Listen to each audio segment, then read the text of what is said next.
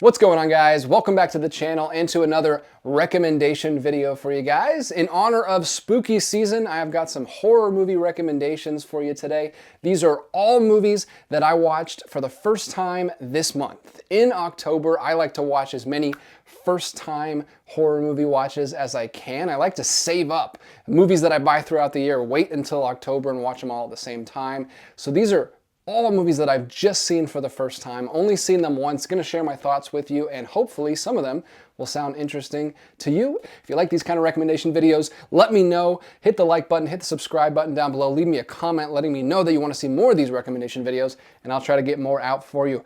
I'm gonna just go in order of the month. The first thing I watched this month was The Wicker Man. Right at the beginning of the month, I checked this classic, finally, off of my list. This is a classic 70s horror movie that I've heard about forever. I took a chance earlier this year and picked up this StudioCanal box set. Found it for a good price on eBay because this is an older box set. It's out of print at this point. Took a chance on it, hoping I would like it, and man, was it worth it. I loved this movie. This is exactly the kind of horror movie I like to see. It is about a policeman who is going to investigate a missing girl case on this tiny little island of Summer Isle. And once he gets there, things start unraveling pretty quickly. This is a very close-knit community, cult-like community. Everyone just immediately starts denying that she even exists as he's investigating further and further into this mystery. Things go off the rails. And I don't want to say too much about it because most of what's great about this movie is being in his shoes and experiencing the wackiness and the horror through his eyes and from his perspective. And I don't want to give any of that away. So if you love The Wicker Man, talk to me in the comments down below about it. This is a wonderful set. I don't even know if I showed this to you yet, but it's got a little pop-up right here. First of all, the artwork on this set is just insane. StudioCanal is a wonderful boutique label. I need to start collecting more of their stuff. They do such a good job at preserving their films. Like, they do not just a good job with the packaging, like I'm showing off right now, but they do such a good job with the special features. There are audio commentaries. This one even includes not just the 4 discs, the Blu-rays and the 4Ks, but also a CD of the soundtrack. There's the other side of the digipack. There's also some art cards and some posters in the box as well. And I did read through this booklet, a good mixture of essays on this one. You got one essay about the production of the film, one essay from the author of the book that the film is based on about the story, and then another essay exploring the themes of the movie. So it was a good, well-rounded booklet. I really appreciated that to give me some further musings on the film. I really liked what the film was doing thematically. There's a lot of stuff in there about religions and cults and normalizing just thinking in general, just stuff that you've grown up with, you were raised with, you don't question.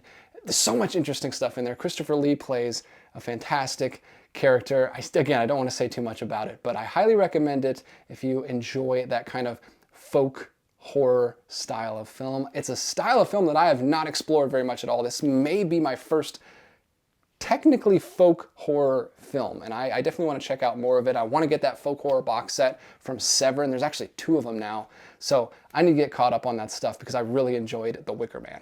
The next one I watched was another top tier horror film. This is actually my favorite one that I watched all month. Can't stop thinking about this one. Haven't stopped thinking about it since I watched it all the way back at the beginning of the month. It is Eyes Without a Face, and I have the umbrella release here, and I actually like that they used the original French title on there. This is a film from 1960 by Georges Franju, who was not known for horror movies, but he made this one and he knocked it out of the park. This is a fantastic film. Came out in 1960. I was kind of expecting Psycho or Diabolique, which is another French horror film, which I would have been fine with because I love both of those movies. Those are 2 of my favorite horror movies, but this was not that. This was very different. This is a dark, twisted fairy tale fable kind of movie, specifically fairy tale with the characters it's using, with the female protagonist and her father figure being this kind of domineering father figure. Classic fairy tale stuff, told in a very realistic docu-style manner, medical procedure kind of movie, but thematically, it is very much a fairy tale movie with the ideas that it's doing. Really good balance of the realism with the fairy tale qualities. I love the score. The score is amazing on this one. It really adds to the atmosphere. There's already a very surreal atmosphere to this one, which I loved. The visuals are so haunting and so memorable. Just briefly, I'll tell you a little bit what it's about. I don't like to talk too much about plot, but it is about a young woman whose face has been marred in a tragic accident, and her father, who is a surgeon, is trying his best to get her back, to get her face back. And he is going about it in a series of criminal ways. There's the other artwork on there. There's tons of artwork on there. There's the slipcover artwork. There's the case underneath. I already showed you the box set itself.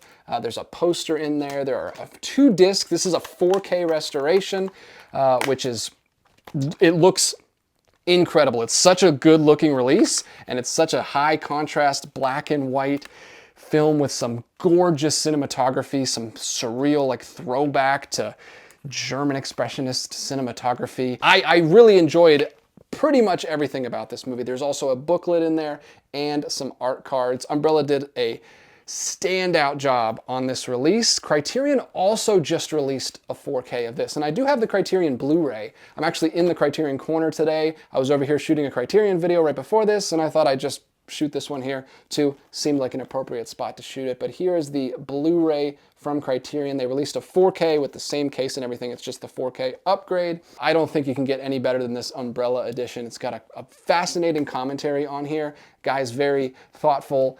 He is a writer and I think an actor, and he's also like very up on his knowledge of surrealism and like the surreal art movement, and he brings that to the table in the discussion. There's some other special features on there as well, including 2 films from Georges Franju, 2 of his short films that he made before this film. Stellar release, and the best thing I watched all month. Next one is another movie that I absolutely adored. This was a great month for me. I had almost no misses this month. I pretty much enjoyed everything that I watched, and I liked everything I'll be talking about in this video. We have Delicatessen up next. This was another 2025 release. 2025 has been a great year for new releases. I'm gonna have a really hard time picking my favorites at the end of the year if I do a top 10, or I might have to do several different top 10s to get in as many films as I can. Delicatessen is a film by Jeanette and Caro, the duo that worked on other films like The City of the Lost Children and Amelie. I have not seen those yet. This is my first film by them, but it's amazing. It's so good. It is it's another little cautionary tale, little fable set in a post-apocalyptic future, and we are just in one location the whole movie. We're in this little grungy apartment. The crops have failed, there's no food, and this little community, this little apartment building is working together using their different trades to literally trade with each other. And we follow the leader of the community, who is the butcher, and he has this scheme where he brings in hired hands to help out, handymen to help out, and then they Sweeney Todd them and distribute their meat to the rest of the community. But the butcher's daughter is stepping in this time. She does not want this new handyman to be taken out. So it's kind of this classic fairy tale trope of the father doesn't approve of the daughter's love interest, and there's that conflict there, but it's to this extreme degree because they're literally trying to kill and eat him. It feels very Terry Gilliam as far as the production goes. Maybe not stylistically, like the lighting and coloring is very stylized, that fits their style. That doesn't feel as Terry Gilliam to me, but the production value, it feels very Brazil, especially because it's a very similar landscape, a similar situation that they're in, with that kind of post-apocalyptic vibe. If you like Terry Gilliam, if you like these kind of dark, twisted fables, you're gonna like this film. Another one that checks off so many of my boxes. The new handyman is a retired clown from back in the day, so you've got that kind of carnival circus feel throughout the film. So many things about this movie really got me going. I like this one quite a bit, and I can't wait to rewatch this one. This is one I'm excited to rewatch. Another standout release from Severin Films. You've got 3 discs in here, 1 4K and 2 Blu-rays, and there are lots of supplements on there. This whole side is full of supplements.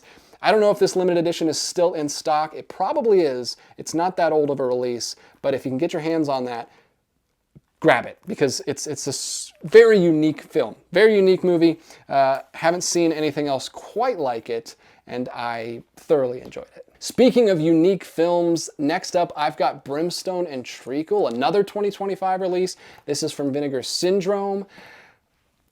Where to even begin with this movie? This is another hodgepodge of all these different kinds of things. Another one that's kind of exploring religion through a main central character who works in that space. He is, I believe he writes hymns and prayers, and he is going through a horrible tragedy in his life. He was the cause, very similar to Eyes Without a Face, he was the cause of his daughter's tragic accident. And she is now completely in a coma, completely immobile, and they are having to take care of her. And who comes into their little household as this dark stranger who comes in and just invites himself in and invites himself into their lives is Sting. It's Sting. Sting is the protagonist of this movie, or not the protagonist, but the one of the main triad of this film. It's the husband, the wife, and Sting, who inserts himself into their little family dynamic as this very unsettling, disturbing stranger that comes in, a la like Pasolini's Teorema. It feels a little bit like Terence Stamp in Teorema. It's kind of similar to that story, although that story is more about the fallout after Terence Stamp leaves. This we actually get to see the unraveling of the family as it happens. And we've also got this surreal, like dreamlike imagery. The father is experiencing a ton of guilt for what he's done in the past, and he is having these nightmares, and Sting is woven into the nightmares. Another one that has some incredible music. The Police do the music for this film, and it is a fantastic soundtrack. There's a ton of similarities with a lot of the movies that I watched this month. I didn't even mention The Wicker Man also is basically like a musical. As you watch through it, there's so many scenes that music plays a big part in, and this is another, I mean, I just keep saying it, this is another great release from Vinegar Syndrome. There's a ton of special features on here. This is another beautiful looking 4K restoration that could, across the board, I could say that pretty much for these releases, but the films themselves are also great. I do have to give a warning on this one though. This film is not going to be for everyone. Pretty much all the films I've talked about so far are not going to be for everyone, but this one especially. I don't know who is going to like this movie. It's not a fun movie. It is a very, very disturbing movie. Some of the most disturbing stuff I've ever seen in a movie is in this. It's not fun horror. It's not, like, I don't usually go for that kind of thing, but some people like over-the-top, violent, like fun kind of horror movies. This is not that. This is bleak. This is very disturbing. What Sting is doing in this movie. I'm really surprised that Sting went all the way and did this so early. This is another 80s movie, and wow. He committed in this movie. If anyone has seen that movie, let me know in the comments down below. It is a weird one. Next one I have is right here behind me. This is from Radiance Films. I keep my Radiance Films right back here underneath my Criterion section. And this is one that I've had all year, and I've been waiting till October to watch. This was my first Mario Bava film. Super well-known horror director, and I just haven't gotten into his filmography yet, but I was excited to finally do so. This is different from what he normally does, and I can never get this release out of the box. It's really tight in there.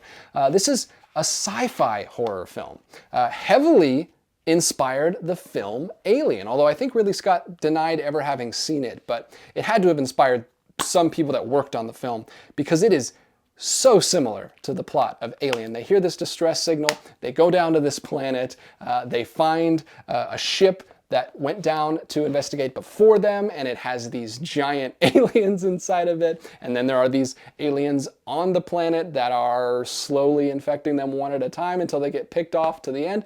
It is exactly the plot of Alien without the, all the Geiger imagery and creature design. The creature design in this is not as interesting, but the visuals are beautiful. So much color. Neon like lights and smoke and all of this atmosphere on this alien planet is great. This is 1965, so you've got that heavy retro-futurist sci-fi design everywhere. The costumes are beautiful and super unique. This is obviously pre-Planet of the Apes in 2001: A Space Odyssey, and I think maybe even pre-Star Trek. I don't know when Star Trek got over to Italy, but it is an Italian film. Has nothing to do with vampires. That is the crappy like American title that we used when they came over here. The film is Terror in Space is actually the original name right there in Italian, but they're not actually vampires. There's a different kind of threat throughout the film. Look at that. There's some of the amazing visuals, the colors. It is a very slow-paced film. If visuals can get you through a film, you'll enjoy it. If not, there is not a lot going on, but look at these. Look at these space visuals. Right here on the next page is the giant skeleton, alien skeleton that they come across.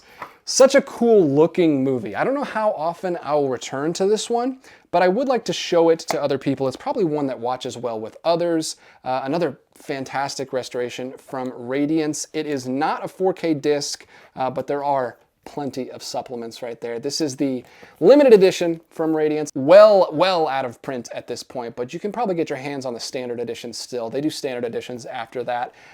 Didn't enjoy that one as much as I wanted to, but it was a good watch, and I'm glad I did. The next film I'm going to be talking about is also a Radiance title back here on the list, and it's actually 3 films. This is the Dier Gothic box set from Radiance Films. This is 3 films from the Dier studio. I didn't know that when I picked this up, but now I know that's the studio that put these films out. They were a studio known for their horror films around the same period as Hammer Films was making their horror films. These are 3 films from the 50s and 60s. The first one is from 59, and these second 2 are from 1968. These are specifically folklore horror films, ghost stories, like Japan is really good at telling. I've seen several ghost stories and folklore horror stories from them so far. There's a lot of them in the Criterion Collection, and now there's some in Radiance as well. I had an interesting experience with this box set. I did not love all of these films.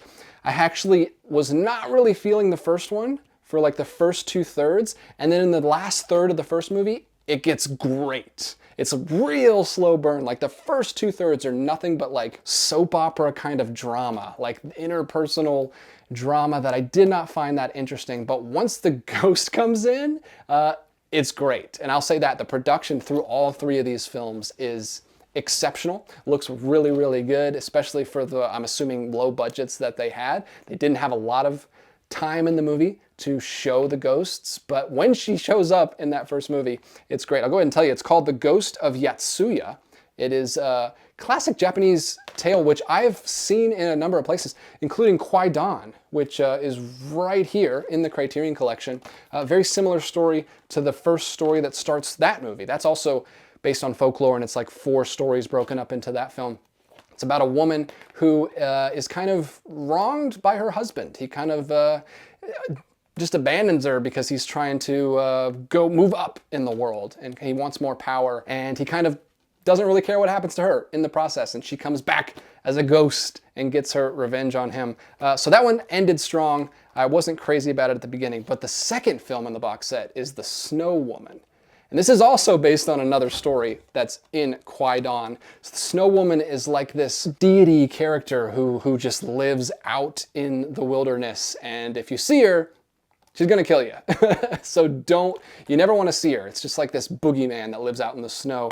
And this one is beautiful. The production on this one's beautiful. She is ghosting it up throughout the film. It's a little fairy tale about her falling in love with a human, and how that's going to work out. I like this one a lot. This one was such an interesting watch because, like I said, I saw the shorter segment of this story in Kwai-Dan, but here we've got a full 80 minutes to explore the story, and just seeing that fleshed out a little bit more was great. I thoroughly enjoyed it. This was another one of my favorite watches of the month. Definitely the standout in the box set, because the third film I was not crazy about. This is the least interesting of the set for me personally. I had the opposite that I had with the first film, where I liked the first third of this movie quite a bit, and then it just kind of didn't go anywhere. So The Bride from Hades is the name of the film. My least favorite of the set. There's still some really interesting stuff that they do with the ghosts in this one. I saw like a lot of Cocteau influence with like his Beauty and the Beast film, where they're using reversed footage to kind of do some weird stuff with the ghosts. They're also like pushing them around on like skateboards, like that scene in Beauty and the Beast where she kind of doesn't move, she just kind of drifts through the house. They do that a lot with these ghosts, and they don't have legs, so they kind of hide their legs and they just kind of like drift around. Very effective. Good looking production. Again, I kind of had a similar thing that I do to some Hammer films that I've seen, where I like the production value for the budget that they have. It looks really good, but I didn't connect with the story on those other two. But the Snow Woman almost makes the set worth it just for that one. Now, you can get standard editions. You can just buy that film by itself. I would recommend doing that. You don't need to get the full box set unless you just really love Japanese folklore stories. Lots of writing in here as well. You get a full booklet in this box set. So that's the Dier Gothic box set, Volume 1. Happy to finally have checked that one off the list. That's one I've been interested in since it came out last year. Couldn't get my hands on it. It went out of print. I actually had to finally trade some of my precious Criterions back here with another collector in order to get my hands on this set. And overall, I'm happy I did. I enjoyed watching through it. But again, that second film, Snow Woman, is the standout of the set. And the last one I want to talk about in this video is another box set. This is two films put out by Imprint Films earlier this year, just a couple months back, and it is Flesh and Fantasy and Dead of Night. These are both supernatural anthology films from the 1940s. Maybe not considered horror films by today's standards, but for the time, I'm sure they were pretty chilling. I enjoyed both of these films, but again, there was a standout, and I'll talk about that one second. The first one, though, is Flesh and Fantasy. This is an anthology film, so 3 separate stories, and a great cast on this one. We've got Barbara Stanwyck and Edward G. Robinson. Really enjoyed the atmosphere of this one as well. You have a very simple framework story, simple wraparound story in this one. One guy just can't sleep, so this other guy is kind of telling him these tales. The first one is this distorted Cinderella story about this woman who wants to have a different face so that she can be with this guy, because she's, you know, she's frumpy. She's not as attractive as she wants to be. And then the other stories kind of escalate as we go through. They kind of start small. I enjoy this one quite a bit, actually. It's really good, very formative for the anthology horror genre that would go on to do many more things later on with like Amicus Studios and all of that. But this is a very early example of that, all the way back in 1943, and I think it does a good job for the time. But this one, Dead of Night, is the other film in this set. This is a great film. And I didn't know this was an Ealing Studios film. I actually popped this in expecting more of the same from Flesh and Fantasy, but this is a British film. This is from Ealing Studios. Grace and I have been watching some Ealing Studios films recently. StudioCanal has been putting out some great releases for them. We watched The Lavender Hill Mob. We also watched Kind Hearts and Coronets recently. So when I saw that Ealing Studios logo pop up at the beginning, I sat up and got excited, because I knew this was going to be a well-made film. They are usually known for their like comedy films, like I just mentioned, or their like wartime films. This is a horror film, and maybe the only horror film they ever made, but it's really good. It is one of the best, maybe the best example of an anthology film I've ever seen, or at least the best example of the wraparound story, because the wraparound story is great in this. It's the story. All of the stories that they're telling, there's like five or maybe 6 tales in this one. There's a lot of people telling stories in this one, but the wraparound story is the main story, and all the other stories play into that story and they build on that story. It's great. It's about a man who is having this recurring nightmare about meeting all of these people. And then he walks into the room and meets all these people, and he kind of knows what's going to happen as it happens. And there's all these great conversations about if the supernatural is real, is it not real? There's a psychiatrist in the group who doesn't believe, and then everybody else starts telling their stories of how they have experienced something supernatural in their life, and they all tie back into the main story.